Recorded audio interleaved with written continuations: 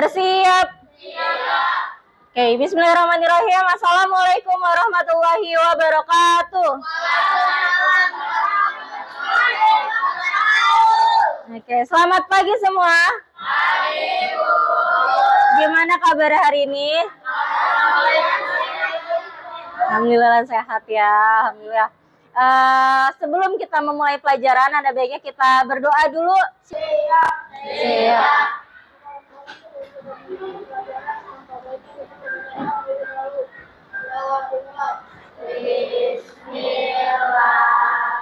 Bismillahirrahmanirrahim. Alhamdulillahirabbil alamin. Ar-Rahmanirrahim. Oke, siapa yang hari ini tidak hadir?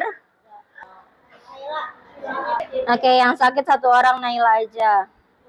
Supaya lebih semangat lagi, kita berdiri dulu. Berdiri, peregangan dulu, sedikit-sedikit. Sudah lebih rileks. Siap, sikap sempurna. Kita menyanyikan lagu nasional.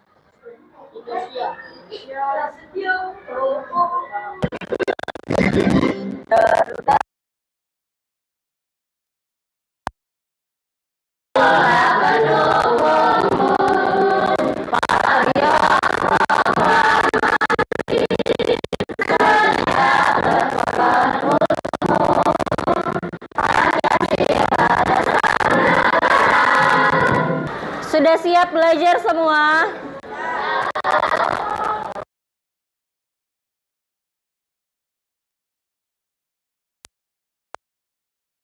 Dari sini. Semua pegang buku coding. Bawa. Alhamdulillah ya, kita udah ada bukunya nih, khusus untuk mata pelajaran coding dan kecerdasan artifisial. Apa itu kecerdasan artifisial? Kecerdasan buatan, betul. Pernah dengar AI kan? Apa kepanjangan dari AI? Artificial Intelligence. Atau bahasa Indonesianya ya, kecerdasan artifisial gitu. Kita akan belajar di bab 1 dengan tujuan pembelajaran. Peserta didik belajar menemukan pola dari berbagai situasi agar dapat digunakan kembali dan dapat memahami konsep berpikir komputasional. Sama seperti judul babnya, bab 1 tentang apa? Berpikir komputasional dalam kehidupan. Apa sih itu berpikir komputasional? Berpikir kreatif. Terus kita kenapa perlu belajar coding? Kenapa belajar coding itu penting? Melatih berpikir logis. Oke, kalian sudah hidup di dunia digital. Ngerasa nggak sekarang namanya dunia digital? Apa itu digital? Teknologinya sudah semakin canggih ya, makin modern, makin maju, makin bagus. Terus suka main game? Ada yang nggak suka? Kalian usianya berapa tahun? 12, 11, 12. Di usia di bawah 12 tahun itu masih disebut anak-anak ya. Di bawah 13 tahun itu masih disebut anak-anak, masih usia bermain. Berarti pastinya suka bermain dan salah satunya juga game online, bener gak? Terus kemudian pernah belanja online? Pernah pakai apa? Shopee. Terus Lazada, terus Tokped, apa lagi? TikTok Shop. Nah, dengan belajar coding, kalian tidak hanya jadi pengguna nantinya. Biasanya kita cuma nikmatin aja teknologi yang udah ada, tapi bisa jadi pencipta. Artinya nanti ke depannya kalian bisa menciptakan games, bikin website, bikin aplikasi-aplikasi yang dapat dimanfaatkan untuk orang banyak. Gitu. Kita akan belajar tentang cara berpikir komputasional. Seperti seorang programmer untuk memecahkan masalah-masalah yang simple aja. Nanti kita juga akan bermain game coding. Apa itu berpikir komputasional? Di buku kalian juga ada. Coba dicek dulu. Pengertian berpikir komputasional ada di halaman 4.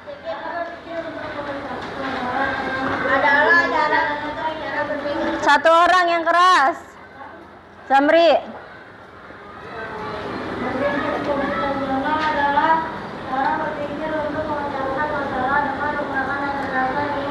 Iya, menggunakan dasar-dasar ilmu komputer. Jadi dilakukan oleh manusia ataupun komputer ataupun bisa keduanya untuk memecahkan masalah sehari-hari tadi. Membantu membuat keputusan yang baik, berpikir kreatif, terstruktur. Terus juga kalau kita belajar coding atau berpikir komputasional itu bisa menghemat waktu supaya lebih efisien. Bisa beradaptasi dengan teknologi dan mengembangkan kreativitas diri. 4 metode berpikir komputasional atau 4 pilar. Yang pertama ada decomposition atau dekomposisi. Adalah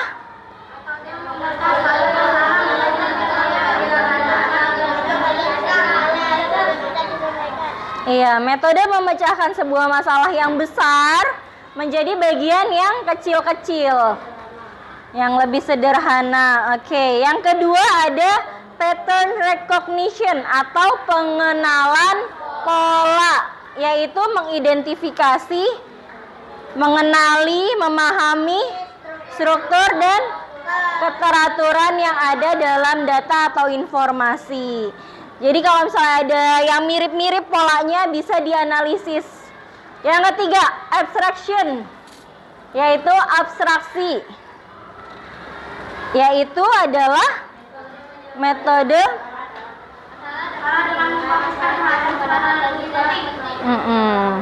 memfokuskan masalah yang penting dan menyisihkan yang tidak relevan, yang nggak penting disisihkan. Nanti kita lihat contohnya. Yang keempat adalah algorithmic thinking atau berpikir algoritma, yaitu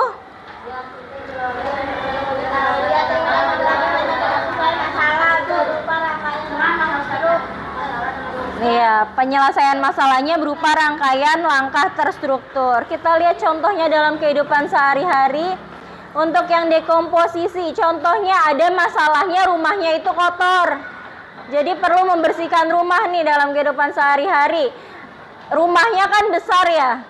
Masalahnya besar, berarti kotornya lumayan besar. Kita bisa kumpulkan ke bagian-bagian kecil. Yang pertama dengan nyapu dan ngepel lantai. Kalau udah selesai lanjut ke merapikan tempat tidur misalnya. Terus membersihkan dapur. Terus membersihkan kamar mandi, membuang sampah dan membersihkan jendela. Lanjut yang kedua tadi ada pengenalan pola. Contohnya itu menentukan rute tercepat ke sekolah. Ngamatin pola kemacetan setiap hari. Nah, di sini ada contoh pattern recognition. Coba perhatikan dari gambarnya nih, lingkaran segitiga. Selanjutnya tanda tanyanya diisi, ganti segitiga. Warna merah. Warna merah juga kan, merah semua. Lanjut yang kedua, segi 4 biru. Ya, persegi warna biru, semuanya sama.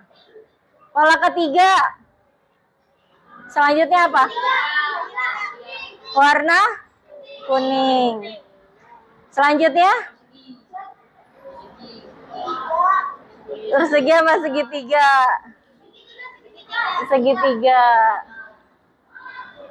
Segitiga juga warna merah, kayak gitu. Oke, kalau abstraksi tadi ngumpulin informasi dan mengabaikan masalah yang nggak penting. Ini contohnya. Ada ngatur rencana liburan. Daripada memikirkan semua kemungkinan kecil, kamu fokus hanya pada tujuan, anggaran, transportasi, dan penginapan. Detailnya. Ini contoh gambar, tebak gambarnya apa artinya? Ini apa namanya? Muka, jidat, dahi, kening, rekening, gendut. Maksudnya rekening gendut. Ini ngatur rencana liburan. Jadi dengan uang sekian kita bisa ngatur keuangannya untuk apa aja, fokus pada tujuannya, anggarannya, transportasi, penginapan, dan menghilangkan hal-hal yang membingungkan. Contoh berikutnya untuk yang algoritma yang keempat. Kita sederhana ya, biasa membuat teh manis. Panaskan air, masukkan tehnya ke dalam gelas, masukin air panas, tunggu sampai tehnya larut, tambahin gula, aduk, dan siap disajikan. Sama nggak? Dengan cara awalnya yang beda-beda, tapi endingnya tetap jadi teh yang biasa siap disajikan. Itu juga bisa. Nanti kita lihat contohnya lagi. Oke. Di buku kalian halaman 14, kita lihat contohnya yang algoritma. Sistem dasarnya cuma bisa bergerak kanan, kiri, atas, bawah. Nah, si kucing ini bergerak ke kanan sebanyak berapa langkah? 3. Oke, lihat yang bawahnya. Aktivitas deep learning 1.2. Ada gambar lebah menuju ke madu. Nah, ini yang maksud ibu tadi, dengan cara kalian bikin teh, awalnya mau naik dulu kah atau mau turun dulu, dengan cara yang beda, pasti endingnya tujuannya sama. Kalau cara kalian gimana? Lebahnya kemana dulu? Ke bawah. Yang yakin, jangan setengah-setengah. Oke. Yang milih lebahnya untuk turun dulu. Tunjuk tangan. Nah, ternyata dengan cara yang kedua lebih banyak. Boleh aja. Terus habis lebahnya ke bawah, terus kemana? Ke kanan. Ke bawah berapa langkah? 1, 2. Let's game. Can you get John to school the right way?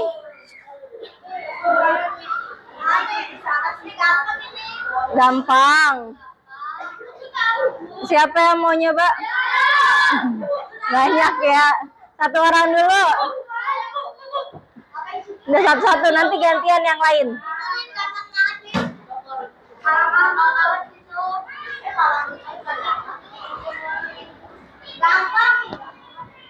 Jangan lo kelebihan dong.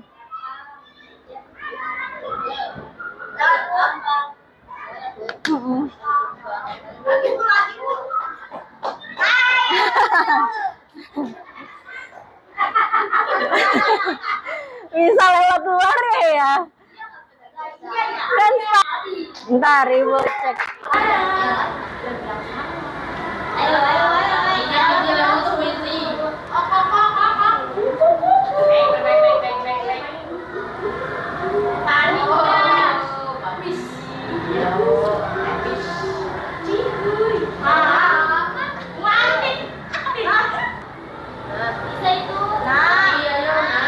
Oke, sama semua pasti kayak gitu. Terima kasih. Iya. Namanya Blocky Games. Nanti ibu kirim linknya boleh. Oke, cek, lihat ke depan. Perhatikan arah hijaunya ya, panahnya nih. Sampai tujuan. Berarti berapa langkah dia? Butuh 2. Coba 3 di level yang pertama nih. Mudah ya, cuma 2 langkah aja. Oke, berhasil. Oke, sekarang butuh apa aja?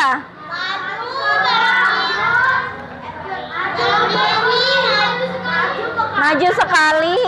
Posisinya maju sekali, terus belok kiri. belok kiri. Lurusnya nggak ada, lurus nggak ada kiri. Bergerak maju lagi. Terus belok kanan. Bergerak maju. Pakailah majunya. Kalau belok baru hadap aja. Belum maju. Oke, setuju nggak nih kayak gini? Coba kita jalankan.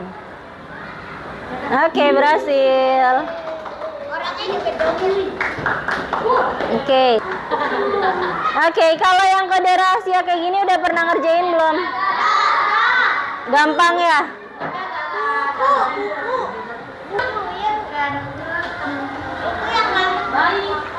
Delapan, 5, 9, 2.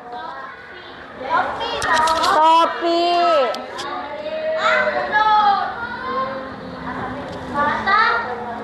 Kita mau nyoba 5 orang. 5 orang maju duluan. Yang lain. Iya, gantian.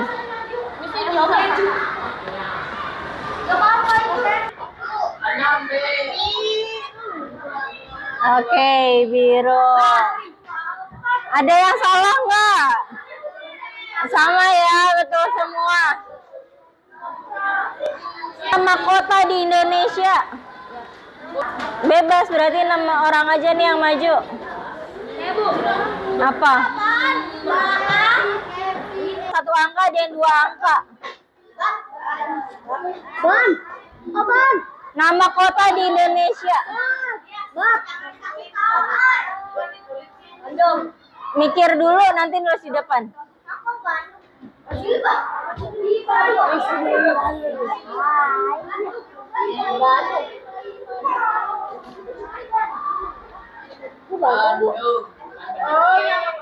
Nama kota, cluenya.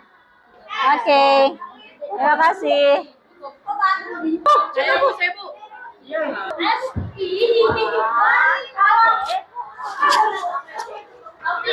Satu-satu.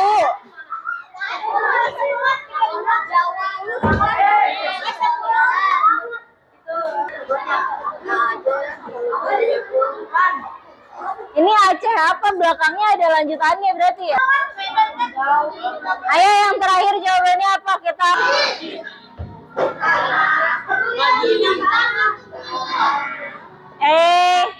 Nggak bercanda. Oke, kita cek jawabannya. Sebelumnya fokus lagi.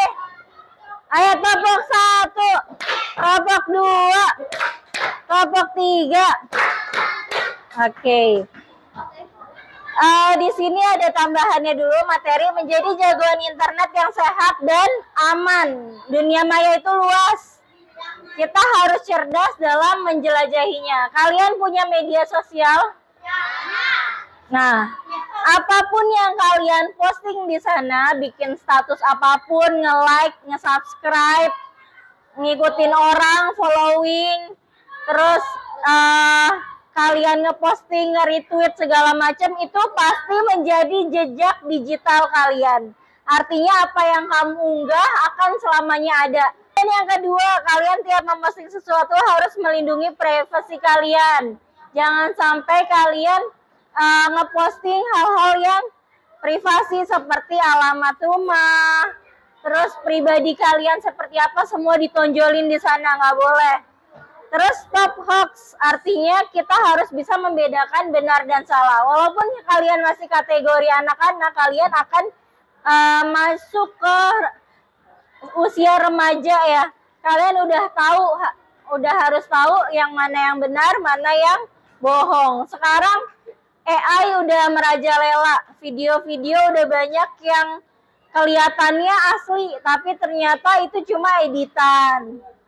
Jangan ikut-ikut nyebar berita hoax. Oke, gimana sih cara kerjanya AI? Ada yang tahu? Dengan cara apa? Iya, mengambil informasi-informasi. Nah, ada nih sistem permainannya kayak gini. Perhatikan semua. Ada namanya AI for Ocean. Saya awalnya nggak tahu suatu objek itu dinamakan ikan atau sampah. Tetapi ia dapat memproses gambar dan mengidentifikasi pola. Untuk program AI, gunakan tombol untuk menandai sebuah gambar sebagai ikan atau bukan ikan. Yuk, pertama kita perlu mengidentifikasi dulu ini ikan bukan. Ikan. Ini tidak.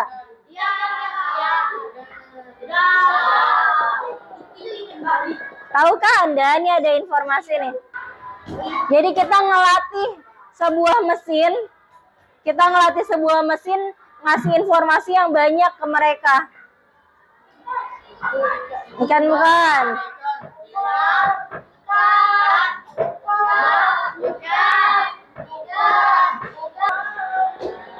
Ini sampai beratus-ratus lebih juga bisa nih. Kita udah masukin 30 gambar. Coba kita lanjutkan ya. Selanjutnya ya kita lihat apakah AI bisa mengetahui sebagaimana rupa ikan.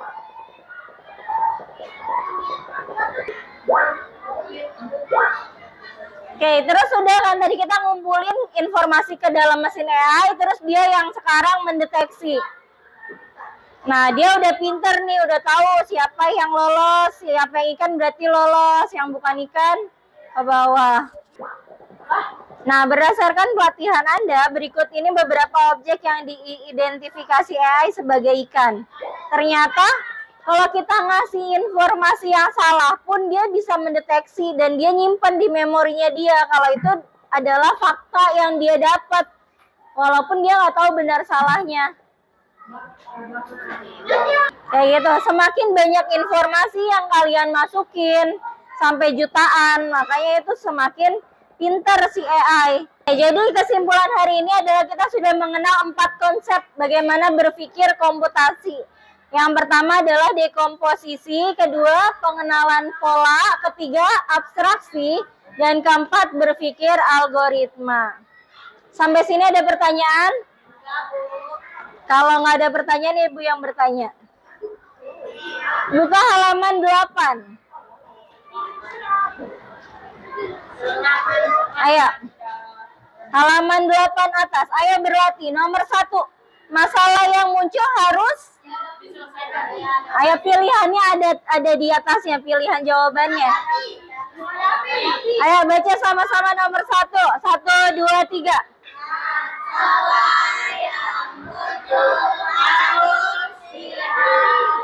Oke, benar. Nomor 1 dihadapi. Nomor 2 jawabannya apa?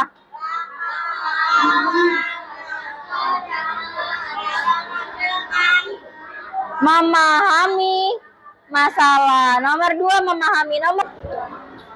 Ya, sampai jumpa di petualangan kita selanjutnya.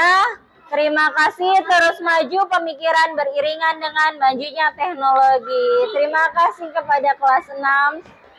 Ibu tutup ya, Ibu akhiri. Wassalamualaikum warahmatullahi wabarakatuh. Waalaikumsalam warahmatullahi wabarakatuh. Oke.